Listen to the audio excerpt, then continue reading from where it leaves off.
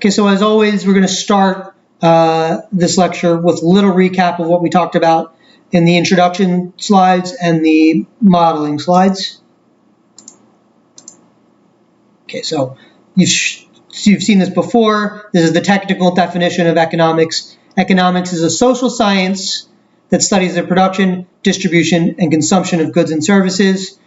How goods are produced, which is what we're going to talk about today, how they're distributed and how they're consumed, of goods and services. Goods are things that you can physically hold in your hand, and services are things that you do for another.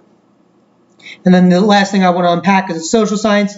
It's a science that involves how humans interact. And I talked at length about social sciences in the first lecture. So if you're confused as to all the interplays of what a social science is and it's not really ringing a bell, go back to the first lecture, get this definition down, understand the different components, what it means to produce, distribute, consume, the who, the what, and the how, what is being produced, who is it being produced for, and how is it being produced, not necessarily in that order. And then there's an alternative definition of economics that I actually prefer, which is decision-making under scarcity, okay, which is a lot of what we'll be talking about today. We have some sort of budget constraint, and we want to optimize our decision-making. We want to produce the most efficient thing. So that is kind of along the lines of the big topic of production possibility frontier, which we'll talk at length in the coming slides. But decision-making under scarcity is more or less my go-to definition for economics, but for the purpose of this course, stick with the more general economics as a social science that studies production, distribution, and consumption of goods and services. Now, there are two major branches of economics. You have microeconomics and macroeconomics. And within them, there are subfields like finance, financial economics, or international trade, which could be micro international trade or macro international trade. Within macro, you might be studying monetary policy or fiscal policy. You might be studying inflation, growth, that kind of thing. Micro has its own subfields. We'll study industrial organization, which is a lot about oligopoly. A related field could be like game theory. Pricing is like a big thing in microeconomics. Then you have microeconometrics, which is like a statistics field. But the subfields, obviously you don't need to know them because I just threw a bunch at you without any explanation. But the subfields all kind of feed into the same kind of pattern, which is that all the micro subfields in all of microeconomics looks at smaller markets. Okay, I don't mean small in terms of less money. I mean you're looking at individual things. You're looking at individuals, how individuals behave. So how people might behave at an auction, actual individuals, how people might behave within their household. Like you might be looking at how individuals in rural Malawi look at how they budget their household income towards their children versus towards themselves, or how they budget their small business, how they budget the capital they have for their small business, that kind of thing. Those are very kind of focused topics. Individuals, households, single markets, how do Uber and Lyft compete within the rideshare market. Kind of small potato stuff, right? Things that, aren't always going to make the headlines, but are nonetheless important and might stand for general patterns in the overall economy. Okay, so micro small is the big takeaway. Micro looks at kind of small stuff. Macro explores the bigger picture stuff, the aggregate economy, the economy of a whole country, the economy of the whole world, how different countries might grow, how all industries react to inflation. The takeaway here is macro is big, micro is small. With macro, you kind of You might start small, but then macroeconomists will aggregate to the bigger picture. So they might start with a representative household. So they might look at how an individual household will budget, usually theoretically how they'll budget, and how they'll react to different policy measures. And then they'll see, okay, that representative household, make that stand for the overall economy, and see how those individual household choices affect the larger economy. But macro is more of a bigger picture kind of thing, whereas micro might focus on an individual, a company, a market, sometimes a country, or an industry, that kind of thing. Okay. Okay, so the next point, and this one is a very key vocabulary term that you'll see again and again, particularly as you take upper level economics, if you choose to do that. You'll see this in every subfield, pretty much every homework assignment you'll ever see. We'll talk about utility. And utility is usually just a number, sometimes a variable, that helps you compare how satisfied you are with a good or service. Okay, so I want to unpack this definition as well. So in the example, I think in lectures 1 and 2, probably more in lecture 2, I talked about utility as a ranking system. Okay, that's why I have the word compare here. You're ranking things. And I looked at different individuals and how they reacted to consuming hot dogs. Or I think it was hamburgers. So if you eat one hamburger, you're so happy. If you eat 2 hamburgers, you're a little more happy. If you eat 3 hamburgers, you're more happy. That such that the utility of 3 hamburgers is greater than the utility of 2 hamburgers. So given the choice between 3 hamburgers and 2 hamburgers, you choose 3. Okay. Utility is just a way of ranking things so that you can say that 3 hamburgers is better than 2 hamburgers is better than 1 hamburger. Okay. Sometimes we'll assign actual numbers to the utility versus a variable. So you might say that the utility of 3 hamburgers is 5, utility of 2 hamburgers is 2, utility of 1 hamburger is 1. But the numbers really don't matter. We're going on whose line it is anyway rules. The numbers are just a means of comparing the different choices you have. Okay. In the job signaling market, for a job signaling example, for instance, the utility of getting hired was Z. If you got hired without a master's degree, the utility of getting hired with the master's degree is Z minus, I think it was Z minus the cost of getting the master's degree. So your salary minus the master's degree. And you could say that getting hired without the master's degree is better than getting hired with the master's degree because Z was greater than Z minus K, or whatever the variable was, because your salary was greater than your salary minus the cost of education. So that way you can rank getting hired with and without a master's degree and say something definitively about what the agent will do. So the overall thing is to say utility is a way of ranking. It's a means of putting a number on something so that you can compare 2 things.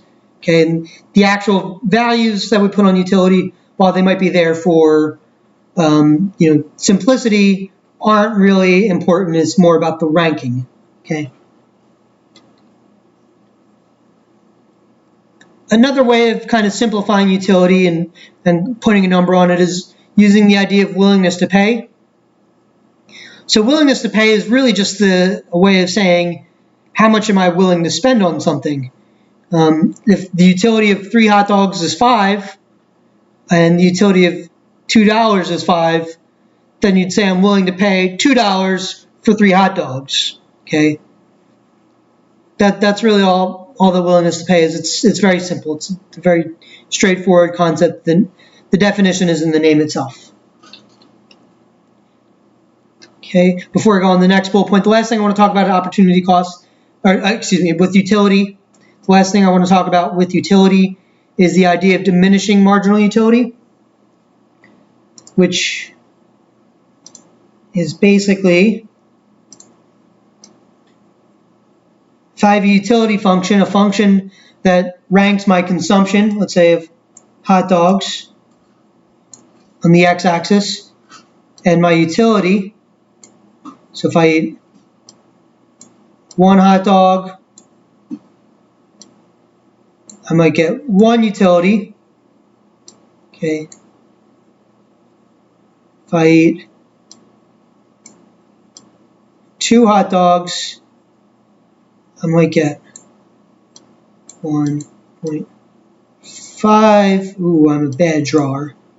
1.5 utility. And if I'm drawing these as a function, I'll connect all the points. And I can't draw for crap, so apologies. But the point is that this should not be a straight line. It should be a little curved out. Okay, so this is my utility function. It ranks my utility, or it compares my utility as a function, a mathematical function, a way of relating two variables. So I'm relating my utilities as one variable, the y-axis, the u up here. I'm comparing that to the number of hot dogs I consume. So as I consume hot dogs, I have more and more utility. So what you can say is, I prefer 2 hot dogs to 1 hot dog. Or I prefer 3 hot dogs to 2 hot dogs. I prefer 3.1 hot dogs to 3 hot dogs, because my utility is constantly increasing in this case. But notice how it kind of curves up a little bit. This is an assumption that most economists make, is that as you consume more and more of a good, your marginal utility, the utility going from the third to the fourth, or from the fourth to the fifth, decreases. So even though the overall utility, so I prefer 4 hot dogs to 3 hot dogs, is increasing, or I prefer 2 hot dogs to 1 hot dog, because 1.5, my utility at 2 hot dogs, is greater than my utility at 1 hot dog, which is 1. So I prefer 2 hot dogs to 1 hot dog, but my marginal utility, the change from 1 to 1.5 of utility, the change in utility basically, has actually gone down. So from 0 to 1, my marginal utility went from 0 to 1 as well. So from 0 to 1 hot dogs, my utility went from 0 to 1. So my marginal utility is 1 at 1 hot dog. Okay, going from 1 to 2 hot dogs, my marginal utility is 0.5. It's going from utility of 1 to utility of 1.5. My marginal utility is the difference here, the change in utility, which is 0.5. Okay, so you can say my marginal utility of going from 1 hot dog to 2 hot dogs is 0.5, or 1.5 minus 1. Okay, marginal utility, I'll repeat that. The marginal utility from going from 1 hot dog to 2 hot dogs is 0.5, the difference between the utility at 1 hot dog versus the utility at 2 hot dogs. Okay, so we've just discussed utility as a means of ranking different preferences. We've discussed utility functions, which relate how much you consume a particular good or service to the utility you get from that. And again, that rolls back to how you rank them. And then we discussed diminishing marginal utility, which is basically that shape on the graph that says that as your consumption increases, your change in utility will decrease. So the overall utility might increase, but the change in utility will decrease. And that's common for most consumption goods. The more slices of pizza you have, the first one you might be stoked on, the second one you'll be like, yeah, the third one you might not be paying attention, the fourth one you'll be like, I'm done with pizza. Okay. That's diminishing marginal utility. Each additional slice that you eat might make you more happy, but, less happy than the first slice made you. The change in utility is going down. Okay. And then we discussed willingness to pay as a means of putting kind of a dollar amount on utility. So I am willing to pay $5 for 2 slices of pizza. My utility from 2 slices of pizza is equal to my utility from $5. Okay, let's move on. Okay, so next up we have opportunity cost. Opportunity cost is the best of the foregone options. In particular, Opportunity cost is the utility you receive from the best of the foregone options. What does foregone mean? Foregone is everything that you haven't done, okay? So if you're on a dating app and you have 5 people, to go on a date with that Friday night because you're a popular dude or popular lady or whatever, you have 5 people that you have an option to date, and you can only go on one date this month, right? Or I don't know, something like that. Your opportunity costs will be the utility you've gotten from your second best date option. So you presuming that you pick the date that you would like the most, or the person that you expect the most, your opportunity cost will be the utility you would have gotten from your second most favorite person in that list, okay? Or if you have 24 hours in a day and instead of sleeping 8 hours, you slept 7 hours and you chose to watch the TV show for that hour, okay, you get utility from watching the TV show. You would also have gotten utility from the 8th hour of sleep, okay? The utility you would have gotten from the 8th hour of sleep is your opportunity cost because you watched the TV show. And if you had slept instead, the opportunity cost would be the utility that you got from watching the TV show, the thing that you didn't do. So it's always the thing that you didn't do. In particular, it's the best of the things that you didn't do, and it's the utility of the best of the things that you didn't do. Okay, so opportunity cost is the best of the foregone options. Okay, and we'll talk about it a little more, but it's a way of kind of translating what the true cost of something is, the true cost of your decision is. Okay, because if you're going on that Bumble date or the Tinder date or whatever I said, the dating app date, right? There's obviously an explicit cost. You have the cost of the date itself, and the cost of your time going on that date. But there's the opportunity cost of the date that you didn't go on. Okay, the options, the roads not traveled, that might have provided you some utility. Okay, so that's a way of translating the full cost of your decision. Okay. Also in lecture 2, we talked in depth about 3 different models: the hawk and the dove model, the price war model, and then the signaling game.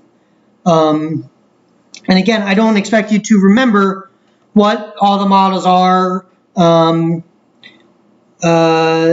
the sense of like being able to solve them or being able to replicate all of the assumptions, but I do expect you to be able to take them apart and think about them critically in the economic language that I gave you, and talking about objectives and agents and that kind of thing, talking about utilities and payouts, choices and strategy. The vocab I gave you in lecture 2, basically what you saw in the slides. I think it was agents, objectives, utility, incentive, that slide, more or less, okay? And I'm going to break them down again in this slide. Well, so all 3 of them were examples of models. I guess I have some subject verb disagreement there. It should say were examples of models. I'm going to leave it, okay? I introduced the price war model and signaling game for the first time this lecture, or this year. So they're new.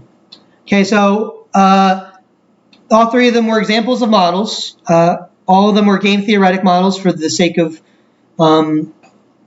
just kind of introducing them pretty quickly rather than having to go through more complex stuff. So they're game theory models. We looked at them through some economic lenses, even though they weren't necessarily economic in the traditional sense. So in particular, the first model comes from international relations and biology, or is applied to biology. but is looking at it with economic methodology that you don't really see in international relations. So looking at it with this game theoretic component. Okay, the price war model was standard economic models about entrance into a market and whether you drop your prices to compete. And the third model was and wasn't economic. It was economic in the sense that it had to do with hiring, which most people consider with like standard economics. But it wasn't in the sense of it's kind of more broad than that and sociological and can also be applied to biology. I know that peacocks use like costly signaling. It's like one of their big examples that you see all the time where they basically evolved a large degree of plumage, feathers. That was pretentious of me to use the word plumage. I should have just used the word feathers. Apologies. The peacocks evolved a large degree of feathers because it increased their mating chances, even though the feathers are actually costly in the sense of it decreases their survivability in the actual wild.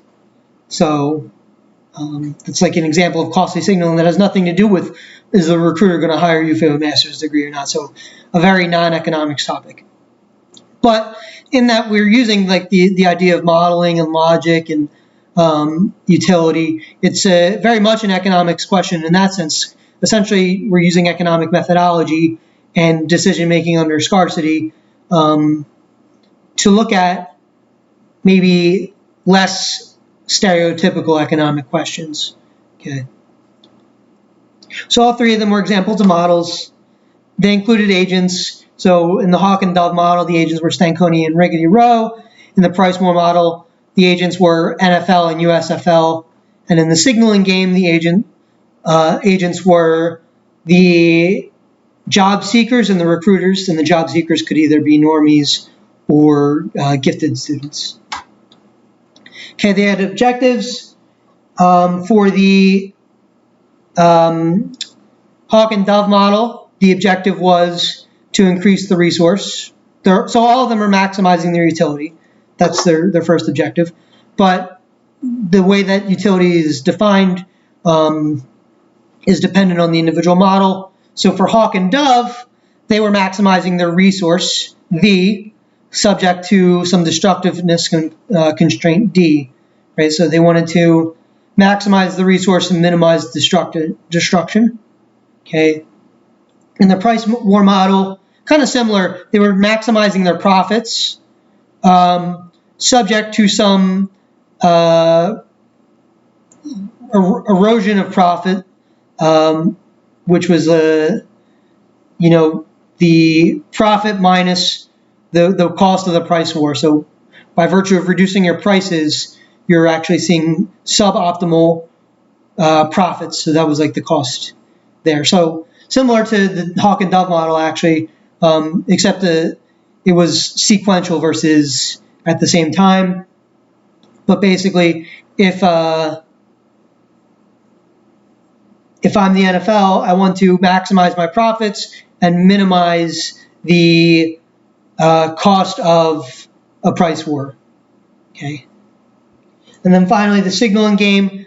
So for the recruiter, the objective was to maximize their utility, which had to do with getting a bonus, getting nothing, or getting a negative performance review.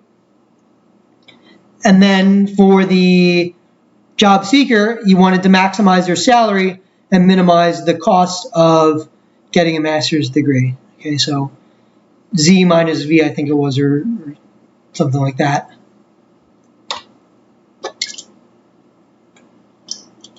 So that's the objective for the Hawk and Dove model. Maximize utility by getting as much of the resource as possible.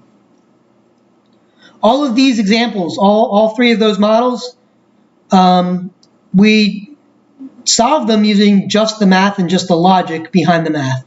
So when I'm saying logic here, I'm not talking about, oh, does it make sense? Is this what's right for the job seeker? Is this what's right for the market? By logic, I mean we constructed a series of assumptions. Let's call them Q. And it's basically if Q, then P, if P, then R, right? Or I guess it should be if P, then Q, if Q, then R. So things that naturally follow from each other. If I can distinguish, if I'm the recruiter and I can distinguish the gifted from the normie, I would always hire the gifted. That is logic, right? It's always going to be in the, or even taking it a step back.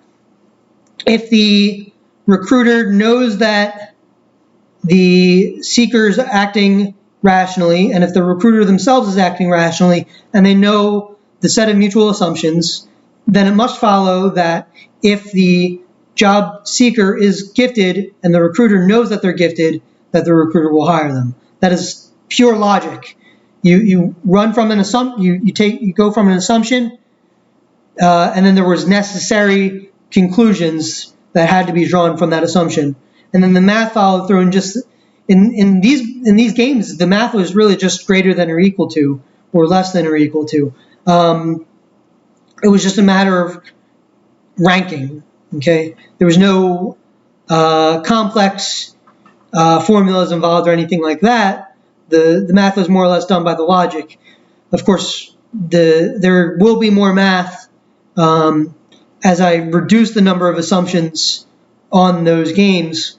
And in particular for the job signaling model, there's actually a ton of math involved with that. Not a ton, but it's you kind of come out with like a little bit of a complex equation. But it follows from the logic, and it builds on the logic such that once you've come up with that equation, the logic will follow as well. So everything is built on a series of premises and a series of assumptions, your abstractions. Okay, you abstract and you make a set of like 4 or 5 assumptions. Given those assumptions and what it means to have a solution, the solution will follow based on your model. Okay. So I didn't have to introduce anything outside of the context of the model, basically. There was no historical component,